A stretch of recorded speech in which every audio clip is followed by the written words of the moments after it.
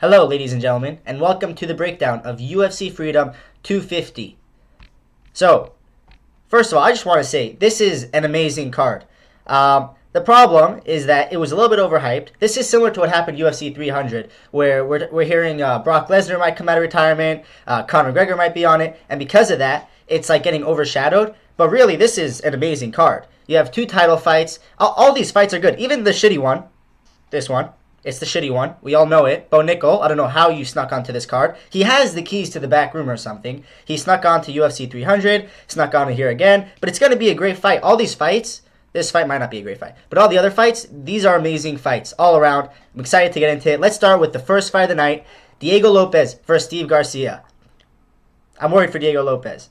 This is the truth. I'm going to go with Diego Lopez. But there's one more fight on this card. But besides for that, this is the closest to a coin flip we have on this card. Most of the fights on this card, they're pretty obvious. You know who's supposed to win and who's probably going to win. There might be some big upsets, but this one over here, I know most people are going to go with Diego Lopez, so am I. But Steve Garcia, this guy is a menace, okay? He's on a 7-fight win streak, 6 of them by knockout, and something that people are not really talking about is that he's undefeated at featherweight. He came to the UFC, he went 1-2. So he lost right away, won by knockout, and then lost by knockout. But all that happened at 155. Then he moves down to 45, knocks out 5 people in a row, goes to decision with Calvin Kattar, where he beat him up. And Yusuf Zalal goes to a 29-28 decision with Calvin Kattar, where he kind of outjabs him for the first 2 rounds. And then third round, he's running away for his life. And that was supposed to be some kind of like impressive performance. The fight right after that, Steve Garcia fights Calvin Kattar and beats him up. The third round was the most dominant round for Steve Garcia. That's the round, like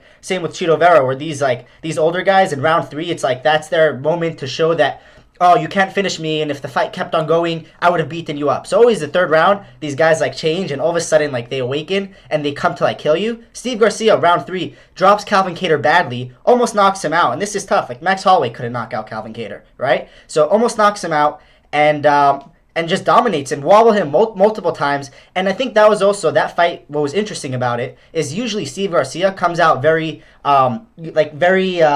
his hands are just all over the place, very loopy punches. In the Calvin Kattar fight, he settled in, and you could actually see that he's a very good boxer. Just because he's getting all these quick finishes, it's not like he has to. He went 3 rounds, didn't gas out, and just looked great. All that being said, I'm picking Diego Lopez. And the reason why I'm picking... And one more thing. Diego Lopez, you have to be careful. Do not strike with this guy. If you strike with this guy, he's going to knock you out. Diego Lopez has a very good chin, but, I mean, mostly he showcased that against Alexander Volkanovski, who, if we're all being honest, does not have a lot of power. And now the problem with Diego Lopez is because he eats all these punches, he just keeps his head right on the center line. Against Steve Garcia, and Steve Garcia's got these long, wiry arms, he's going to find your chin if you don't move it. So for Diego Lopez, what he has to do, and what I think he's going to do, is he's going to grapple. And it's kind of easy. If you watch, this is the one problem with Steve Garcia. When he gets taken down, he doesn't, like his losses, his first loss in the UFC, he got out-grappled.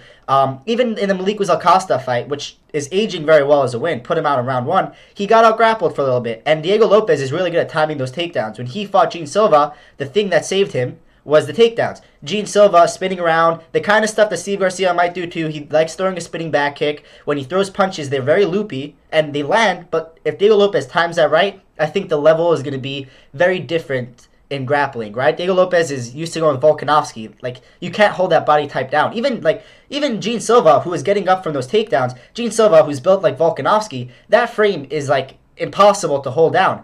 But Steve Garcia, he's got this little wiry frame over here. He's like 6 feet tall for 145. That's a tall, wiry frame. If he gets taken down, he's not getting back up. And so I think Diego Lopez will take him down and land some ground and pound shots. And he's either going to get a TKO or a submission. I could see a submission. I want to say round 1 is a competitive back and forth. Round 2 submission by Diego Lopez. And one more thing I want to say.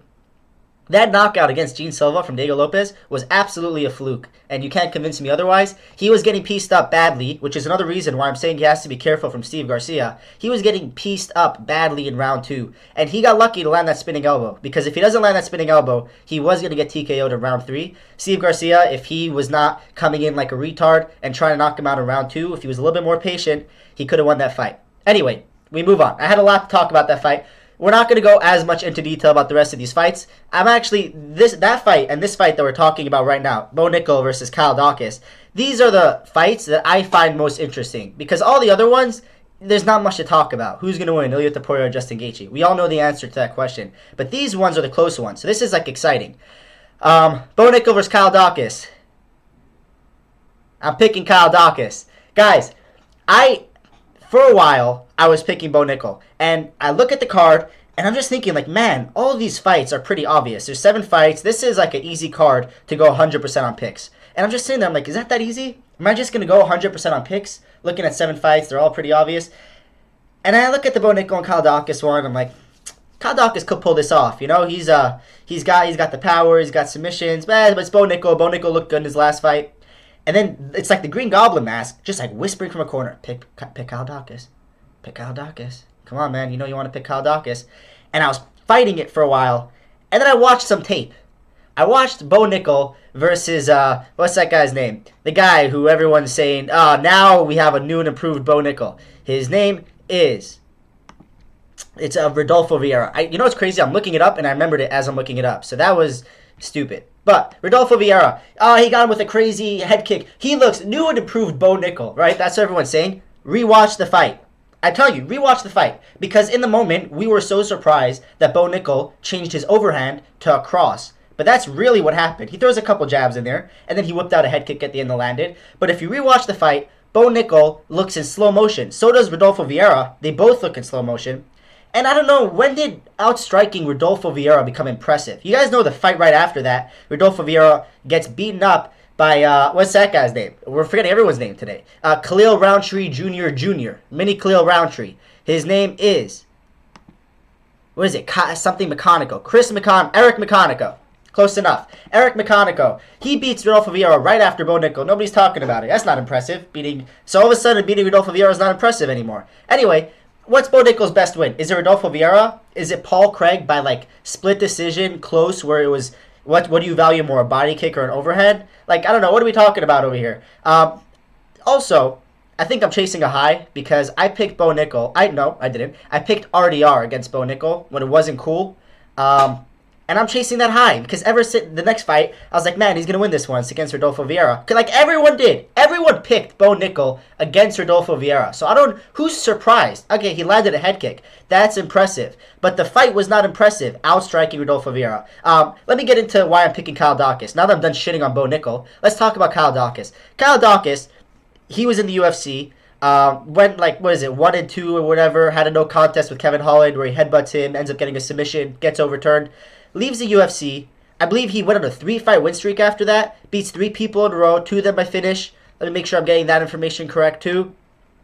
But he's no joke. He has 12 submissions on his record. They're basically all Darces. Yeah, so he leaves the UFC, goes 3-0, and 2 of them finishes, 1 of them a decision, and now he's back in the UFC. Comes back to the UFC and fights Michel Pereira. Now, I'll admit, I didn't really know who Kyle Daukaus was. I'm more of a newer fan. I've been watching for a couple years, but I wasn't around when Kyle Daukaus was around. So, I'm watching Michel Pereira versus Kyle Daukaus. I just think it's Chris Daukaus' younger brother, which it is, but that's all I knew about him.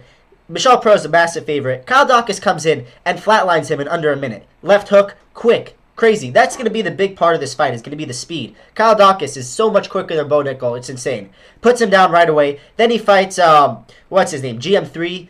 Puts him down, submits him. And I understand, like, okay, GM3, it's not the most impressive win. But, I mean, it's still a first-round club and sub against GM3. That's not only, like, prospects are doing this. Like, your random guy is going to split decision with GM3 where round 3 is a competitive match. You know, RDR took him to round 3. So, Kyle Daukaus puts him away quickly. And Michel Pereira, that's an impressive win also. If you're beating Michel Pereira, usually the way it is, you have to survive the first round. And then the second and third round, once he gasses out, now it's your time to shine. Even when Fluffy had to survive the first round, got hurt to the body. Kyle Daukaus went right through him, sparked him out. No one else does that. Who does that to Michel Pereira? Nobody really. You can beat him. He's a beatable guy, but come on. Anyway, because of that, I'm picking Kyle Daukaus. Back to this Green Goblin. The second I picked Kyle Daukaus, all the voices went quiet. And that's how I knew it was right. Because I finally admitted it. I finally admitted Kyle Daukaus is going to beat Bo Nickal and his stupid face. Nothing against you, Bo Nickal. Don't shave your beard again. You look like a freak when you do that. Other than that, Bo looks like a good guy. A little weird, I don't think he could read minds or anything, but I don't think he's winning this. I think his record to end this is going to be 8-2. And Kyle Daukaus, 17-4. I understand he lost to grapplers in the past, but I just think he's going to be too quick. He has a whole bunch of submissions. When Bo Nickal takes him down, and he's going to take him down, I think that, Kyle Daukaus, he's going to be threatening these guillotines and these darces. And Bo Nickal, I think he's going to panic, let him back up. And even, I say we see a round 2 TKO where Bo Nickal takes him down the first round, gives him a little bit of a tough round. But, I mean, Bo Nickal, we don't even know what his cardio is like in the later rounds. His fights, I mean, they go round 2, round 3, but even that last fight wasn't heavy grappling. It was a lot. He took him down once or twice, but it was a lot of striking where he was throwing a sloppy cross. Even this cross, it does not look that good. It still looks like he's in between. He's trying to throw overhand, and midway through, he's like, no, we practice crosses. We practice crosses. So it turns into a cross. Kyle Daukaus, guys, rewatch the Bo Nickal fight, and maybe you'll agree with me. Either way, and the last thing is if I pick Bo Nickal and Kyle Daukaus ends up pulling this off, and I know deep down that he should be winning this, I'm gonna be so pissed at myself. You're never gonna see a video from his channel again. So I have to pick Kyle Daukaus, and if Bo Nickal ends up winning, I'll be like, yeah, no, that was the obvious pick. I was being smart with my pick, and I ended up being wrong, but it all made sense. Anyway, we're picking Kyle Daukaus. All right, that's, in my opinion, that's where the interest of this card, in picking wise, falls off. Because everything else is pretty obvious, but these fights are still interesting. I mean, they're going to be really fun. We have Conor McGregor 2.0 over here versus Michael Chandler. Michael Chandler, you asked for Conor McGregor, you got a better version of Conor McGregor.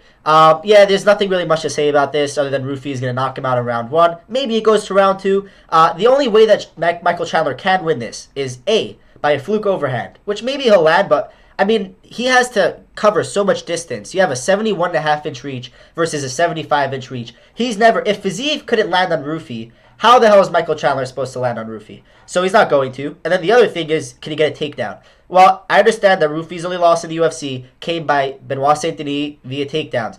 But he's been working with Volkanovski since then, and we like Volkanovski. We like his grappling. You can't hold that motherfucker down. So I don't think Rufi's going to get taken down. And really, there's nothing much to look into this fight. Rufi's going to beat him up. He's going to get a nasty knockout. And Michael Chandler should retire. He's not going to. You can tell by his personality. He's going to hit you with some, this is just, the challenges in life is really what makes you better. I'm going to learn from this loss. I beat this guy 9 out of 10 times. I got caught. Whatever he's going to say. Conor McGregor. He's going to call it Conor McGregor somehow after this loss. He's going to wake up twitching in the canvas. What's going on over here? Did I get the Conor McGregor fight? Anyway, that's that. That's that fight. Let's move on. Josh Hockett versus Derek Lewis. I'm picking Josh Hockett, obviously. But this fight, I'm going to be nervous when this fight takes place for the first 10 seconds. Because what I do think is going to happen is Josh Hockett's going to sprint across the cage, throw a very quick combo. He's very quick. He gives up a lot of weight to be at 165. Look, his last fight weighted at 134. So he's giving up 30 pounds against Derek Lewis. But first of all, this is what the 30 pounds is. This is not 30 pounds that we value very much, right? He's a leaner man. And the second thing is that it makes him much quicker. So he comes out, even his last fight, he went to war, but he looked super quick. And he really impressed me on the feet, honestly. I thought he would try to grapple his way to victory. No, kept it on the feet, looked really good. And this is a step back in competition. He's ranked number 5, number 4. He's stepping back and fighting Derek Lewis, who, what's the last thing Derek Lewis really did? Even what we're all afraid of this, is Derek Lewis landing that overhand that he's going to throw at some point. When's the last time that really landed? His last win is against Taliesin Teixeira. And that win is not aging well. First of all, it wasn't, what kind of a knockout was that? Knocked him out, kind of. Taliesin was crawling back up on the cage. I get it, they had to stop it. But that's about it. And then before that, he knocked out the Nascimento or whatever, that Brazilian cab driver. But, between those fights, he's losing to people he shouldn't be losing to. He just lost to Waldo Cortez Acosta, and Waldo's good. He's not bad. He's at that age. It's not like he lost to a bum. But the way he lost is he quit. He absolutely quit. He slipped and couldn't get up. I have fallen and I can't get up. That's the way Derek Lewis was looking at everybody, and that's disappointing. And I can't pick you if you're going to do something like that. All right? So that's that. So we're not picking Derek Lewis, and somebody out there is going to pick Derek Lewis. And if Derek Lewis gets this fucking knockout, he's going to be like, I knew it, guy. Oh, you guys didn't pick Derek Lewis? I picked Derek Lewis. No, fuck you, because most times he doesn't land it. And let's talk about method of victory. I think Josh Hoka is going to sprint across, land his quick combo, take down Derek Lewis, and ground and pound him to TKO victory, round 1. Josh Hoka is really fucking good. 9-0. Only been to one decision. That's his last fight. Absolute war. Everything other than that, he's putting people away quickly. His 2 other fights in the UFC puts him away in round 1. He has a crazy pace. He's going to grapple in this fight because I think he's actually really smart. You know, he has his antics and everything, but he's a smart guy. So yeah, he's going to take down Derek Lewis and beat him up. And maybe Derek Lewis should also retire. You know, I wouldn't mind him around these heavyweights. What is he? Doesn't say his age over here. All right, no, doesn't say his age. So we don't know, but I think he's like 40, 41, something like that. He has a couple more flukes in him. You know, he could definitely ruin a couple more people's career. So he doesn't have to retire. I don't know. I want everybody to retire on this card. I don't know why. Anyway, we're moving on to Sean O'Malley versus Amin Zahabi. There's not a lot to break down in this. Amin Zahabi is a striker, and Sean O'Malley is a striker, and Sean O'Malley is a much better striker than Amin Zahabi. So Sean O'Malley is going to fuck up Amin Zahabi. That's kind of just how it is. Listen, man, Amin Zahabi, state of podcasting. Somehow, Amin Zahabi is the veteran in this situation. He's like 37, 38, something like that, I want to say. He fought Jose Aldo, and everyone was looking at this as like a young guy versus an old guy, and they were like the same age. I think Zahabi was a year older somehow. Now, Aldo's not really his age either. He's a Brazilian, so he's like probably in his like mid-40s right now. But regardless, Zahabi has done nothing impressive. Let's just talk about this. Who has he beat? He beat Rob Font. He did not beat Rob Font. I don't know why I said that. He beat, what's his name? He beat Pedro Munoz. Ooh, the great Pedro Munoz. By decision, by the way. So, like, I don't know. What are we even talking about over here? Let's look at his record for a second, because he's been on a little run. He's been on a veteran run over here. Let's go. Where is all this? Hang on a minute. We're finding it. Here we are. Amin Zahabi. Let's see what this guy's been up to. So, first of all, he's on a streak. What is this? 1, 2, 3, 4, 5, 6. He's on a 7-fight win streak against nobodies. How do you even do that? How are you on a 7-fight win streak? They're all by decision. There might be one TKO. It started with a TKO. All the rest are by decisions. He beat Jose Aldo, which is a legit win. But even then, like, Jose Aldo looked fucking terrible. He was beating him up, lands that soccer kick, and then looks up at the clock with 3 minutes left, completely gassed out. And then after that, he beats Marlon Vera by split decision. Welcome to the team, man. And another thing is he gets dropped in every single fight. And if you get dropped in every single fight, O'Malley's putting you away. And that's that. So, yeah, again, not much to break down here. O'Malley's going to beat him up. I think this is the performance that O'Malley needs. O'Malley has been going to split decisions and stuff, and he just beat Song Yadong. It's a very impressive win, especially with what Song Yadong did, 2 weeks ago or whatever, against Davidson Figueiredo. It's an impressive win, and nobody really beats him better than that. Even Why do I keep on saying Rob Font? Even Peter Yan beat Song Yadong by like a 29-28 decision. That's how you beat Song Yadong. It's by a 29-28 decision. You can't knock him out. You can't submit him. That's just how it is. So yeah, O'Malley, this is going to be a great performance. He's going to have one of those great knockouts that we've been waiting for a while. He hasn't got a knockout in a very long time. So yeah, that's that. We move on to the co-main event. Alex Pereira versus Cyril Gane. Fuck you, Cyril Gane. I hate looking at your face. And Alex Pereira is going to win. Okay? And I'm confident about this pick. This is 100% what's going to happen. I know right now there's someone else in their bedroom making a video saying, guys, I'm worried about Alex Pereira. Well, I'm not. I'm not worried about Alex Pereira. I don't know where this whole Cyril Gane is the slickest heavyweight to ever exist fucking bullshit came from. But let's do this. This is my favorite thing to do. Let's talk about Cyril Gane's record. All right? I love taking apart records. Stay tuned for the John Jones pick apart record. Here we go. So Cyril Gane comes in. His first run was very impressive. And you know what? If this was Cyril Gane before he ever fought for the belt, I might be worried. Because you never know. Look, he comes into the UFC, comes in, gets a triangle choke. Then a heel hook. That's why he keeps on going for those heel hooks. He's chasing that high from getting the heel hook. Then he gets a decision win. Then he beats Junior Dos Santos by back of the head elbow. Then he beats Jairzinho Rozenstruik by decision. Volkov by decision. Which, by the way, that's his best win. Alexander Volkov, by decision, in 2021 is Cyril Gane's best win. Because after that, he beats Derek Lewis, the great Derek Lewis, by ground and pound back in the headshots. Then he loses to Francis Ngannou with no knees. Then he beats Taito Iwaso with back in the headshots. It was a nice uppercut, and then back in the headshots. And then he loses to John Jones with... He ruined everyone's legacy by losing to John Jones that way. Now Tom Aspinall looks bad. Everyone looks bad because of that. And then he beats Sergey Spivak by back in the headshots. And then he robs Volkov.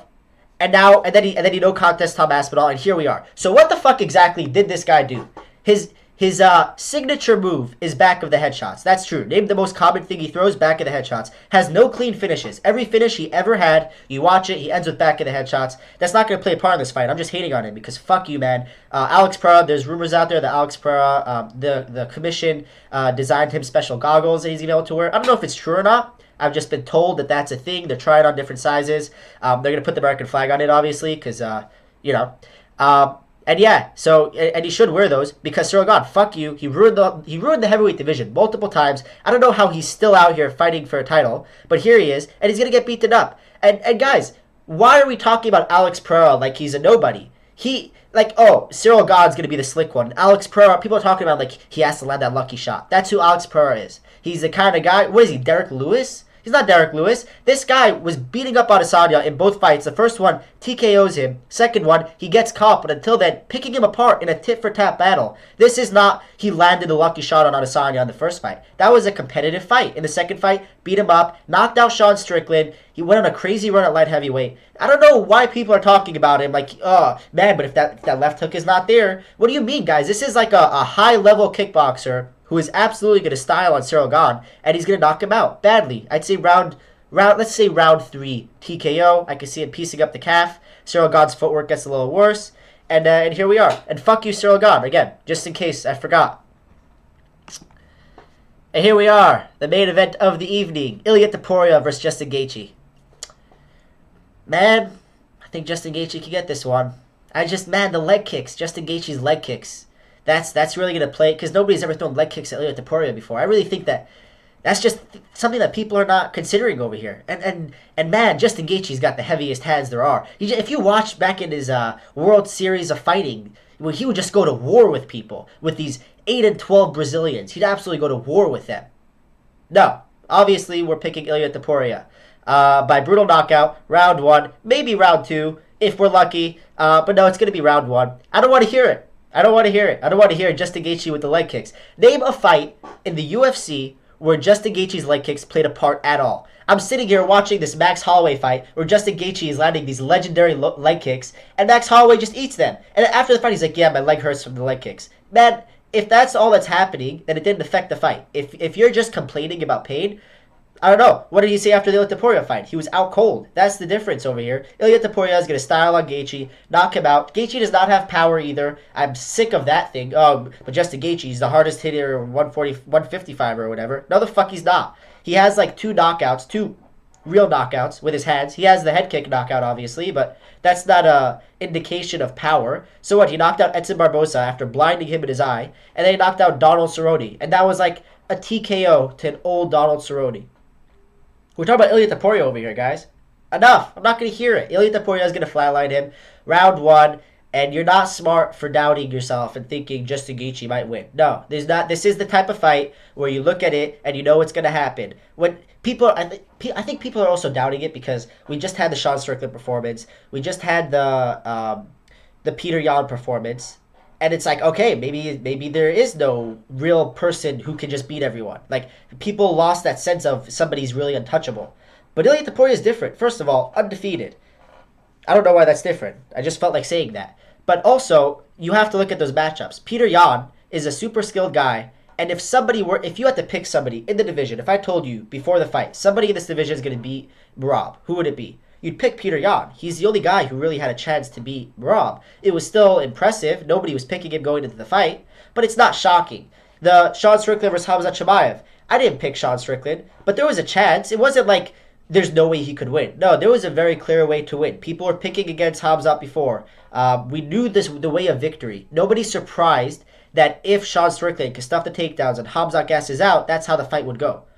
We've never seen anything like that with Ilia Topuria. The only thing close to him even seeming mortal is when he got dropped with that head kick, right? And that's like years ago. You're going back literally years. And if it's so easy, why didn't Max Holloway throw the head kick? Oh, yeah, Ilia Topuria, everybody knows what his weakness is. He's going to get head kick knocked out because Justin Gaethje can throw a head kick. And Max Holloway can't?